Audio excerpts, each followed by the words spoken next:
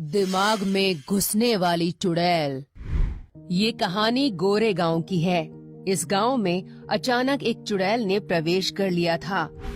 एक दिन गांव का एक व्यक्ति विकी रात के समय अपने काम से घर आ रहा था। आज तो बहुत ही ज्यादा देर हो गई मुझे। इतनी रात हो गई, रिक्शा भी नहीं दिखाई दे रहा। लगता है आज मुझे पैदल ही घर चल के जाना पड़ेगा। विकी सड़क से पैदल ही घर जाता है। तभी उसे एक महिला आवाज लगाती है, अरे भाई साहब रुकिए। अरे ये महिला कौन है और इतनी रात गए सड़क पर क्या कर रही है? कहीं ये भूत तो नहीं है?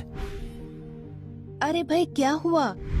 मुझे देखकर आप खामोश क्यों हो गए? बहन जी, आप इतनी रात को अकेले सड़क पर क्या कर रही हैं?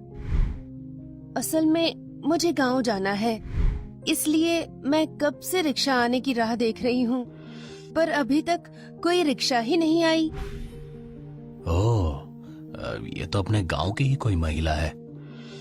मैं भी कहाँ कुछ भी समझ बैठा इन्हें। क्या हुआ भाई साहब, आप क्या सोच रहे हैं? कुछ नहीं बहन जी, मैं गांव की ओर ही जा रहा हूँ। चलिए हम दोनों साथ चलते हैं। वैसे भी इतनी रात हो गई है, यहाँ तो कोई रिक्शा मिलेगा नहीं। अब हमें पैदल ही अपने गांव जाना होगा।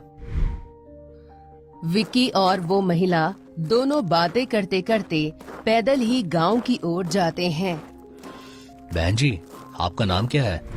मेरा नाम राधिका है। राधिका बहन, मुझे क्षमा करना। दरअसल जब आपने मुझे आवाज लगाई थी तो मुझे लगा शायद आप भूत हैं, इसीलिए मैं डर की वजह से थोड़ा खामोश हो गया था। अच्छा। क्या हुआ बहन जी, आप इतना क्यों हंस रही हैं? क्योंकि आपने बिल्कुल सही सोचा था, मैं भूत नहीं हूँ। हाँ ना? क्योंकि मैं एक चुड़ैल हूँ। राधिका एक चुड़ैल के रूप में आ जाती है। अरे ये तो एक चुड़ैल है। अरे बाप रे, ये कहाँ अटक गया रे मैं? अटक तू नहीं गया विक्की, अटक तो मैं जाऊंगी अब तेरे दिमाग में।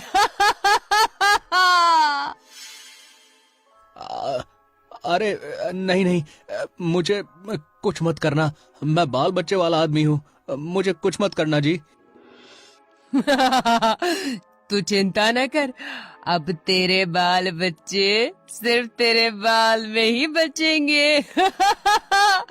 क्योंकि मैं तेरे दिमाग में घुसकर तेरे बच्चों को अपनी तरह भूत बना दूंगी। तभी वो चुड़ैल विक्की के दिमाग में घुस जाती है।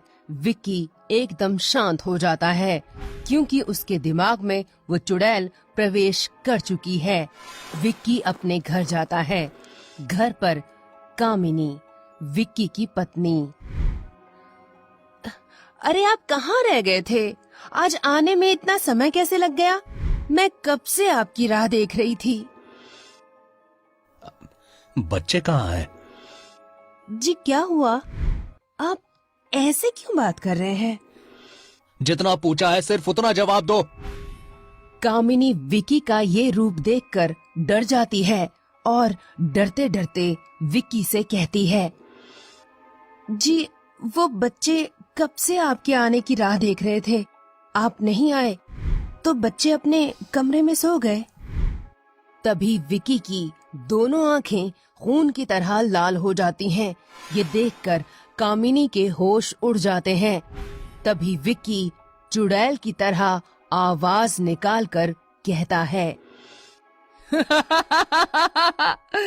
अब बच्चों को अपनी तरह भूत बनाने का समय आ गया है। ये क्या हो गया आपको? ये कैसी बातें कर रहे हैं आप? मैं एक चुड़ैल हूँ और मैंने तेरे पति विकी के दिमाग में घुसकर उसका दिमाग अपने काबू में कर लिया है। अरे बाप रे, इनके अंदर तो चुड़ैल आ गई। अब मैं क्या करूं? अब मैं तेरे बच्चों को अपनी तरह भूत बनाकर उन्हें अपने साथ ले जाऊंगी। नहीं नहीं, मैं तुम्हें अपने बच्चों को कुछ नहीं करने दूंगी। तभी विक्की के अंदर की चुड़ैल कामिनी को एक चांटा मारती है, जिसकी वजह से कामिनी बेहोश हो जाती है और विक्की अपने बच्चों के कमरे में चला जाता है।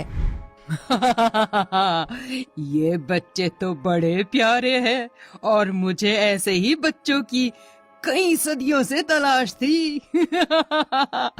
चलो बच्चों, अब तुम्हें तुम्हारे असली घर लेकर चलने का समय आ गया है। तभी विक्की के दिमाग से वो चुड़ैल निकल जाती है और विक्की वहीं बेहोश हो जाता है और वो चुड़ैल दोनों बच्चों को अपने वश में करके उन बच्चों को अपने साथ लेकर चली जाती है। बच्चों, अब तुम दोनों पूरी तरह मेरे वश में हो। अब तुम दोनों गांव के हर घर में जाकर सभी बच्चों को अपने वश में करके मेरे पास लेकर आओ। विक्की के दोनों बच्चे गांव के हर घर में जाते हैं और वहां सोए हुए बच्चों को अपने वश में करके उन बच्चों को अपने साथ लेकर आते हैं। इधर चुड़ैल गांव के एक आदमी अतुल के घर जाती है और दरवाजा खटखटाती है। अरे दीपाली, जरा देखिए तो, इतनी रात के दरवाजे पर कौन आया है? जी मैं अभी देख कर आती हूँ, शायद पड़ोसन कम्मू आई होगी।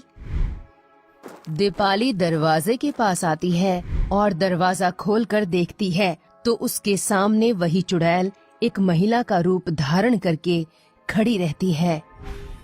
अरे बहन जी, आप कौन हैं और इतनी रात गए हमारे घर पर क्या कर रही हैं?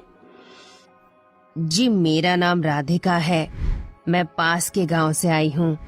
क्या एक रात के लिए मुझे आपके घर में पनाह मिल सकती है? मैं कल सुबह ही यहाँ से चली जाऊंगी।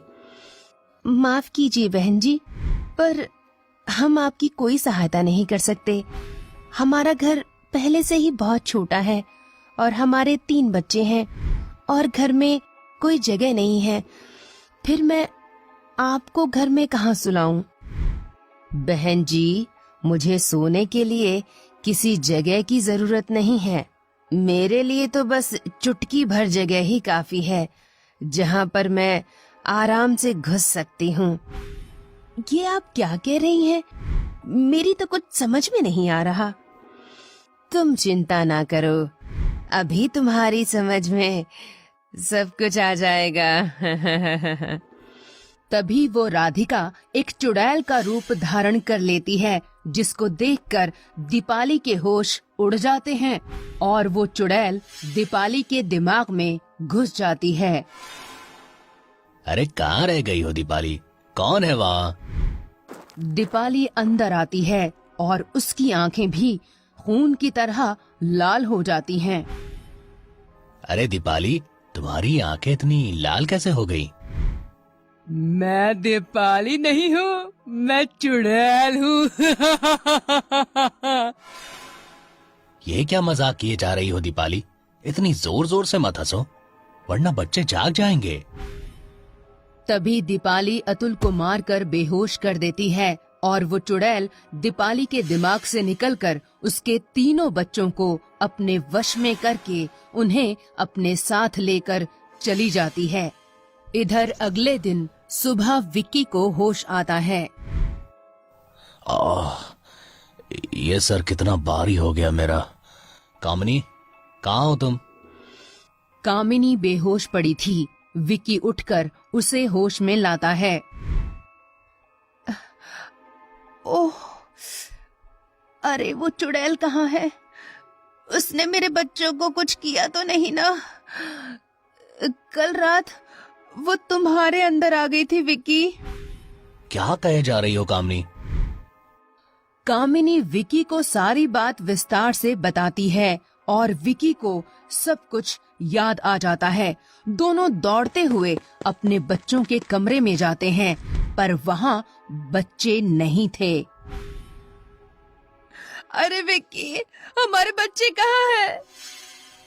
मुझे लगता है कल रात को वो चुड़ैल आई थी ना, वही हमारे बच्चों को अपने साथ लेकर गई होगी। विक्की, हमें तुरंत गांव वालों को इस बारे में बताना होगा। शायद किसी ने उस चुड़ैल को देखा होगा। चलो। दोनों मिलकर दौड़ते हुए गांव वालों के पास आते हैं, पर गांव में पहले से ही अतुल और बाकी गांव वाले अपने बच्चों को ढूंढ रहे थे।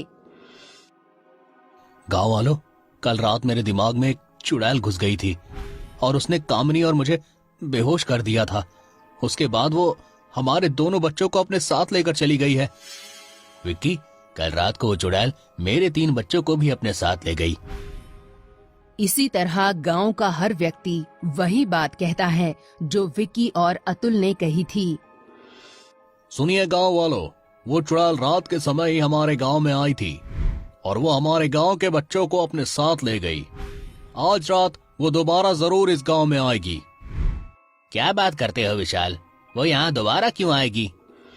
अतुल, वो चुड़ैल दिमाग में घुसकर बच्चों को अपने वश में कर रही है और हमारे गांव में कई सारे बच्चे हैं, इसीलिए वो चुड़ैल दोबारा जरूर आएगी। इसीलिए आज रात हम सभी गांव वालों को अपने अपने घरों की छत पर छुप कर रहना होगा और अपने हाथों में एक लकड़ी लेनी होगी। जब वो चुड़ैल हमारे गांव में प्रवेश करेगी तो हम सब अपने हाथों में रखी लकड़ी को जलाकर उस चुड़ैल के ऊपर एक साथ फेंकेंगे, जिसकी वजह से वो वहीं जलकर मर जाएगी और फिर हमारे गांव के बच्चे उस चुड़ैल के वश से बाहर आ जाएंगे। हाँ विशाल, ये उपाय तुम्हारा बहुत बेहतर है। हाँ विशाल, ये उपाय तुम्हारा बहुत बेहतर है। रात का समय सारे गांव वाले अपने अपने घरों की छत पर जाकर लेट जाते हैं और अपने हाथ में एक लकड़ी लेते हैं। कुछ ही समय बाद गांव में वही चुड़ैल प्रवेश करती है और उसके साथ गांव के सारे बच्चे भी होते हैं। देखो विशाल, वो चुड़ैल आ चुकी है। अब हमें तुरंत उसके ऊपर जलती हुई लकड़ियां फेंकनी होंगी। नहीं अतुल, अभी रुक जाओ। देखो, वो चुड़ैल उस झोपड़ी के अंदर जा रही है। जैसे ही चुड़ैल उस झोपड़ी में प्रवेश करती है, हम तुरंत उस झोपड़ी को आग लगा देंगे और वो चुड़ैल वहीं जलकर खाक हो जाएगी। चुड़ैल जैसे ही झोपड़ी के अंदर जाती है, सारे गांव वाले झोपड़ी पर जलती हुई लकड़ी फेंक देते हैं, जिसके कारण वो झोपड़ी जलने लगती है, पर वो चुड़ैल वापस झोपड़ी के बाहर आ जाती है। अरे, ये चुड़ैल तो झोपड़ी के बाहर आ गई। सारे गांव वाले चुड़ैल के सामने आते हैं। मुझे मारना इतना आसान नहीं है गांव वालों। तुम्हें क्या लगा कि तुम्हारी इस चाल के अंदर मैं फंस जाऊंगी? अब मैं तुम सबको खत्म कर दूंगी। मुझे कैसे भी करके चुड़ैल को उस जलती हुई झोपड़ी के अंदर ले जाना होगा, वरना ये चुड़ैल हमारे सारे गांव वालों को मार देगी। अतुल दौड़ता हुआ चुड़ैल के पास जाता है और चुड़ैल को एक जोरदार धक्का देकर अतुल और चुड़ैल दोनों जलती हुई झोपड़ी में घुस जाते हैं, जिसकी वजह से वो चुड़ैल वहीं जलकर भस्म हो जाती है। और दुख की बात ये है कि उस चुड़ैल के साथ अतुल भी अपनी जान गंवा देता है। तभी गांव के सारे बच्चे उस चुड़ैल के वश से छूट जाते हैं। अतुल ने अपनी जान गंवाकर सारे गांव वालों को उस चुड़ैल के कहर से बचा लिया।